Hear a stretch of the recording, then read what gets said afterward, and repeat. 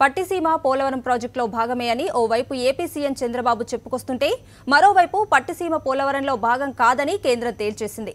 పోలవరం ప్రాజెక్టులో పట్టిసీమ అంతర్భాగం కాదని కేంద్ర జలవనరుల శాఖ స్పష్టం చేసింది.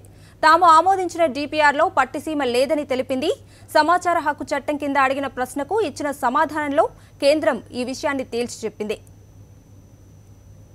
దీనికి సంబంధించి పూర్తి వివరాలు మా కరెస్పాండెంట్ సతీష్ అడిగి తెలుసుకుందాం. సతీష్, చెప్పండి, పట్టిసీమ పోలవరంలో భాగం కాదని కేంద్రం తేల్చి చెప్పేసింది. దీనికి సంబంధించి పూర్తి వివరాలేంటి? ఆంధ్రప్రదేశ్ రాష్ట్ర ప్రభుత్వానికి ఇది ఒక మింగుడుపడిన అంశం అని చెప్పొచ్చు. ఇప్పటి వరకు కూడా ఆంధ్రప్రదేశ్ రాష్ట్ర ప్రభుత్వం పట్టిసీమ ప్రాజెక్ట్ అన్నది పోలవరంలో అంతర్భాగం.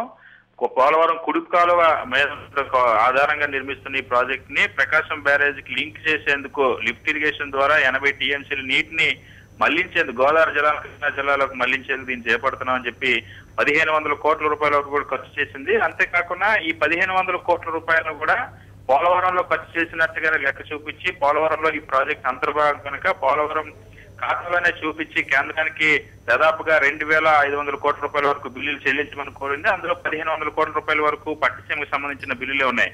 అయితే ఇప్పుడు కేంద్ర జలవనరుల శాఖ ఒక పిటిషనర్ సంబంధించిన సమాధానం ఇచ్చింది. అందులో 17 ప్రశ్నలతో ఆయన కొంత సమాచారం కోరినప్పుడు పిటిషనర్ 12వ ప్రశ్న పోలవరానికి పట్టిసీమ లిఫ్ట్ ఇరిగేషన్ కు కేంద్రం ఎంత మంజూరు చేసింది, ఎందుకంటే ఇది పోలవరం పూర్తిగా కేంద్ర ప్రాజెక్ట్ జాతీయ ప్రాజెక్ట్ ప్రకటించింది కనుక ఎంత మంజూరు చేసిందని ప్రశ్నించినప్పుడు ఎటువంటి సమాచారం లేదని సమాధానం ఇచ్చారు.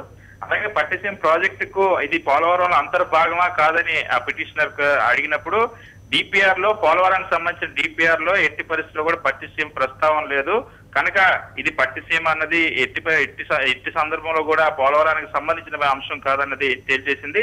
సో దీంతో రాష్ట్ర ప్రభుత్వం ఇప్పటి వరకు పోలవరం అంతర్భాగం అని చెప్తున్న పట్టిసీమ మాటలన్నీ కూడా వట్టివే అని తెలిపినాయి.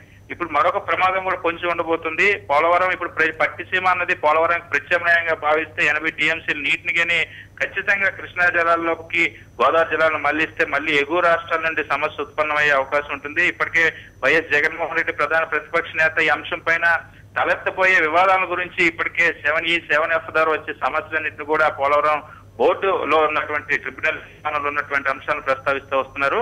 ఈ నేపథ్యంలో ఇది మరొక వివాదాస్పదం కాబోతుంది. ఓవైపు రాష్ట్ర ప్రభుత్వం పెట్టిన బిల్లులు రాకపోగా మరొక వైపు దీనివల్ల కొత్త సమస్యలు ఉత్పన్నమయ్యే అవకాశం ఉంది. Kavitha, right, thank you for the update Satish.